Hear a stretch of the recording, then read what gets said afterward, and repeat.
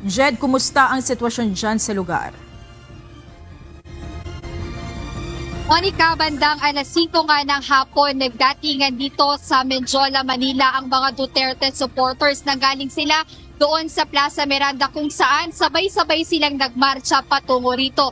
Ngayon, kasalukuyan yung isinasagawang programa ng mga Duterte supporter kasabay o kaugnay ng pagdiriwang ng ika-80 kaarawan ni dating Pangulong Rodrigo Duterte. At makikita natin dito sa aking kanan na nakabarikada yung mga pulis para hindi makapasok yung mga Duterte supporters doon sa Menjola Arc.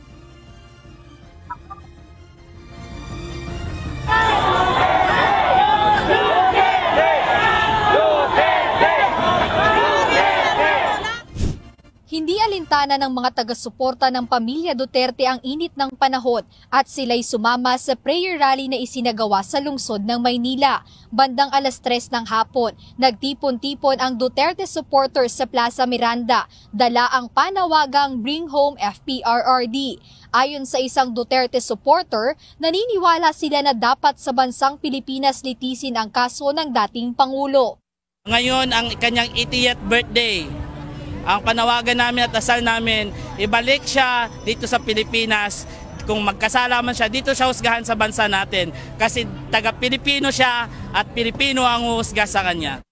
Dagdag pa niya na for humanitarian reasons ay hindi na sana ito nangyari kay dating Pangulong Duterte dahil 80 taon na rin ito ngayon. Parehong pananaw rin ang ibinahagi ng isa pang taga-suporta ng pamilya Duterte. Nagagalit po kami sa pamahalaan ngayon na pwede naman gawin dito.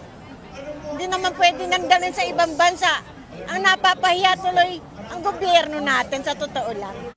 Ayon pa sa isang Duterte supporter, hinangaan nila ang mga nagawa ng dating Pangulo noong termino nito kaya hanggang ngayon ay naniniwala at sumusuporta sila sa pamilya Duterte.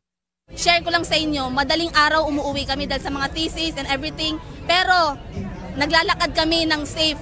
Hindi kami takot sa daan. Walang mga adik, walang naninigarilyo sa daan at tinatapon lang yung mga yosi.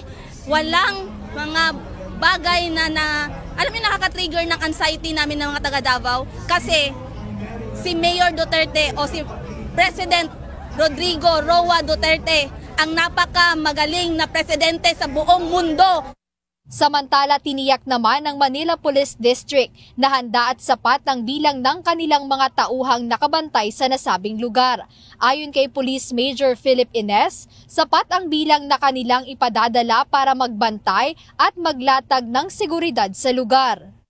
Handang-handa yung pamunuan ng Manila Police District kung saan marami tayong pulis na ilalatag natin dito sa mga places of convergence, hindi lamang doon sa lugar kung saan magkakaroon ng pagpupulong itong mga kababayan natin, kung hindi doon pa sa ibang lugar na tinatawag natin mga convergence area.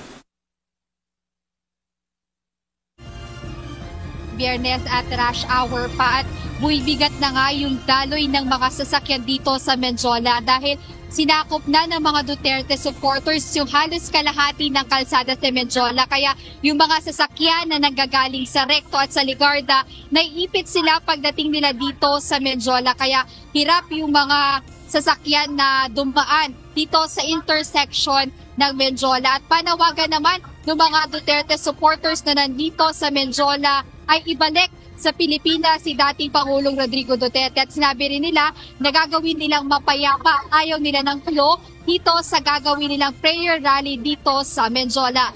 Ayan po ang update mula rito sa Menjola. Balik sa iyo, Monica. Jed, hanggang anong oras tatagal itong mga prayer rallies dyan sa mga nabanggit na lugar, no? At saka napansin ko nga masyado ng madaming tao dyan sa Benyola, parang hindi na masyadong maayos yung daloy ng trapiko. Ano ang gagawin dyan? May mga isasarabang daan, Jed?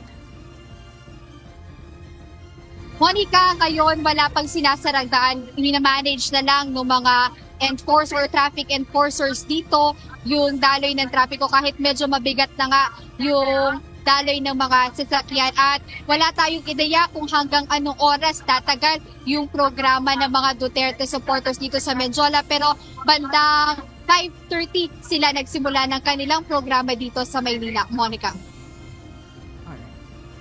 Patuloy kami makikipag-ugnayan. Maraming salamat, Jet. Neresina mula sa Mendiola.